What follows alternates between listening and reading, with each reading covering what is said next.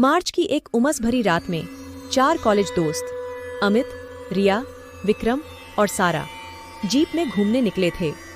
उनका इरादा जंगल के बीच स्थित एक पुराने मंदिर तक जाने का था, जिसे स्थानीय लोग भूतिया मानते थे। रात करीब 10 बजे के आसपास उनके जीपीएस ने काम करना बंद कर दिया।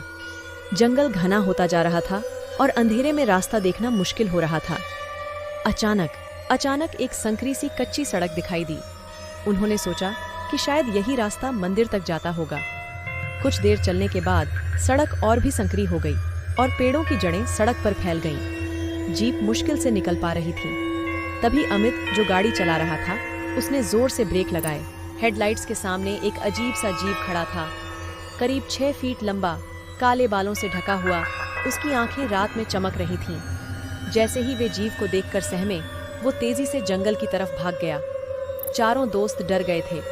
वे वापस लौटना चाहते थे, मगर रास्ता इतना संकरा हो चुका था कि गाड़ी को घुमाना मुश्किल था। अचानक दूर से अजीब सी चीखें सुनाई देने लगीं। वो चीखें करीब आती जा रही थीं। अब उनके पास गाड़ी से निकलने की हिम्मत भी नहीं थी। वे खिड़कियां बंद करके गाड़ी के अंदर दुबके बैठ गए। चीखें तेज हो गईं और गाड़ी के चारों तरफ गुर्राने की आवाजें आने लगीं। कई घंटे ऐसे ही बीत गए। सुबह होते ही चीखें बंद हो गईं।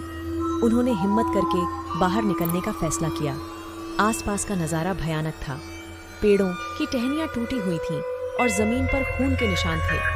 उन्हें समझ नहीं आ रहा था कि पिछली रात हुआ क्या था। वे किसी तरह गाड़ी को निकालने में कामयाब हो गए और मुख्य सड़क पर पहुंचे। इस घटना के बाद उन चारों दोस्तों ने कभी भी रात में जंगल में जाने की हिम्मत नहीं की। उन्हें नहीं पता, लेकिन जंगल की उस रात का खौफ उन्हें आज भी याद आता है।